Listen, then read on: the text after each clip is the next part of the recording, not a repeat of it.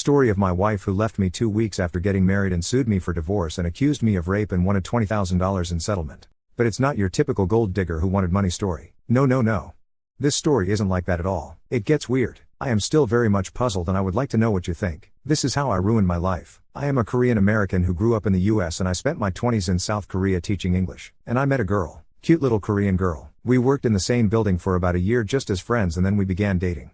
We got married after 3 months of dating. Guam was our honeymoon and we got an apartment in Korea and started to live together. I remember a lot of giggles and countless hours just hugging each other on the bed, feeling each other breathe. It was wonderful. 2 weeks after the wedding, one day my wife returned from grocery shopping and she just went batshit insane. Her face was slightly red and she started to scream at me and threw the groceries all over the floor. This sudden escalation was so unprovoked and uncharacteristic of her normal behavior I was just completely flabbergasted. Like what the fuck? It was so random and shocking that I wasn't feeling angry at all but immediately started to suspect there was something seriously wrong. Hormone issues. I don't know. I tried to calm her down as best I could and I called my mother-in-law, Mill from now on. Mill immediately called my wife and they talked for a good hour alone over the phone. And then Mill called me again and told me to send her back to Daegu, where my wife's family lives. She told me that my wife is sick and needs to go to the hospital in Daegu. I told her that I will take her to the big hospital near where we are but then Mill freaked out and told me not to do that and only bring her to Daegu where she knows a good hospital. My wife wanted to go to Daegu as well so I drove her back. She seemed a lot calmer so I dropped her off and drove back and went to work the next day. There was absolutely no contact over the next 2 days. I called my wife, Mill, father-in-law, Phil from now on, her brother, grandparents, but nobody answered my call. This zero communication was just so frustrating so I just drove to Daegu again to see what the fuck was going on. When I arrived, Mill and Phil both let me in and they had me sit down with them. And they began to tell me that my wife is now very mentally ill and she needs long-term treatment. For some reason, I did not suspect this answer at all. I just thought this was just some sudden stress-induced tantrum that can be seen from some women going through life changes. Sort of like how even good girls can turn into bridezillas during wedding prep. That's what I honestly thought it was. I was so shocked at how my wife, whom I knew for the previous year and dated and married, could be mentally ill so suddenly. I didn't see any crazy behavior from her at all before. Mill and Phil then took me to the mental hospital. Before we met the doctor, Mill sat me down and told me 2 rules. 1. Do not tell the doctor that you are her husband. Pretend that you are her cousin. 2.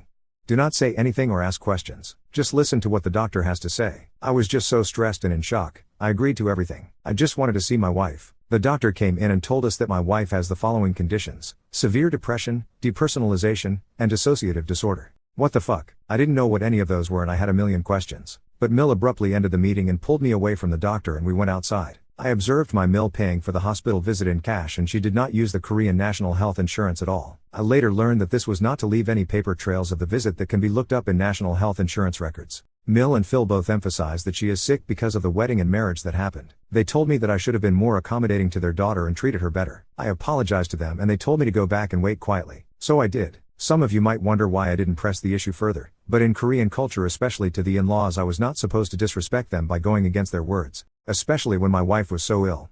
I thought leaving it to whatever they felt comfortable was best for her. Days went by and still zero contact. I got very anxious and tried all means of communication to my wife, brother-in-law, Bill from now on, her grandparents, and Mill and Phil, but nobody responded. So I drove up to where Bill worked and tried to talk to him in person about what's happening. When he saw me, he literally ran downstairs to run away from me. What the fuck? But it was a small building and I caught up to him and he was very nervous. When I tried to talk to him, all he said was, "It's between you two. I don't know anything." And he ran away again. This time I didn't follow him. I was completely shocked yet again about what just happened. About 10 minutes later, Mill called me, finally, and she told me to leave her son alone and just talk to her instead. She then told me that my wife is still very sick and she needs more time until she can return to me. She was insistent that the best thing for me to do was just wait until she recovers. I decided to stay put. A week went by and my Mill and Phil suddenly appeared at my door. I let them in and Mill started to gather my wife's things. I asked what was happening and Phil suddenly told me, "You are not supposed to have oral sex." What the fuck? Then he explained to me that the reason why my wife is so suddenly sick is because I forced her to have oral sex and performed oral sex on her. He explained that this is a very despicable thing to do and I should be ashamed.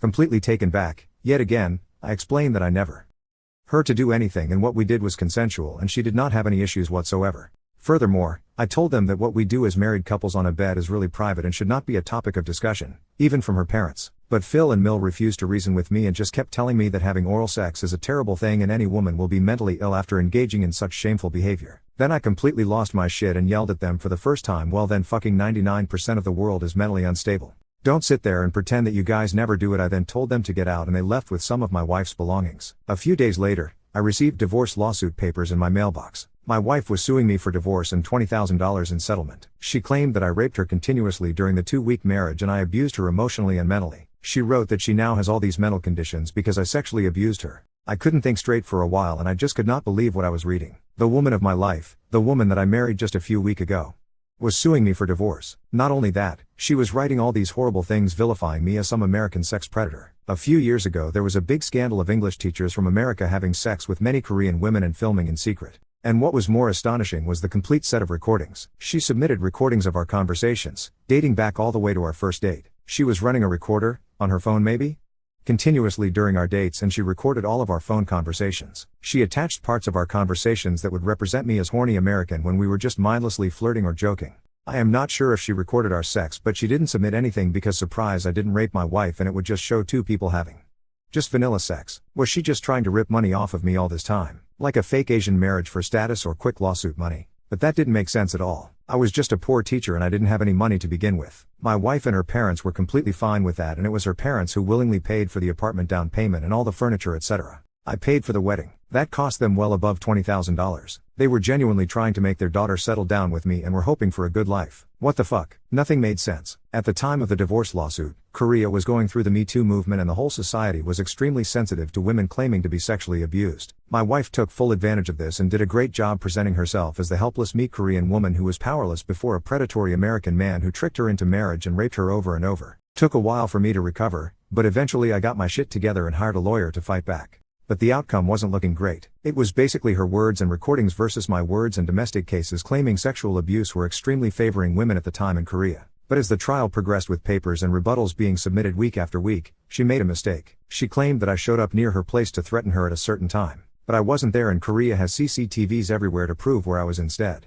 She lost some credibility to her story because of this incident, and the judge ultimately ruled in my favor. The domestic abuse charge was dropped and her $20,000 settlement request was denied. So I was married for 2 weeks and got divorced soon after. I won the lawsuit, but I didn't. What the fuck was this all for? I still don't understand. Reddit, is it possible that her mental disorders can manifest in such a short period of time? Over 2 weeks of marriage. Or was she hiding it from me? The whole family. Why the fuck were they all recording everything? To me it genuinely felt like they wanted this marriage to work out. But at first sign of conflict they distanced everything and sued me. I don't understand. My life is in ruins. This actually happened 5 years ago and I never really recovered. I have a hard time trusting anyone. Every night, thoughts run wild with regret and speculations and endless questions. I genuinely love this woman. I thought she loved me too. I really thought we had a great start, for 2 weeks, until she left and sued me. Why did they do this? Were they hoping for the best outcome but at the same time preparing for the worst? Why blame everything on me?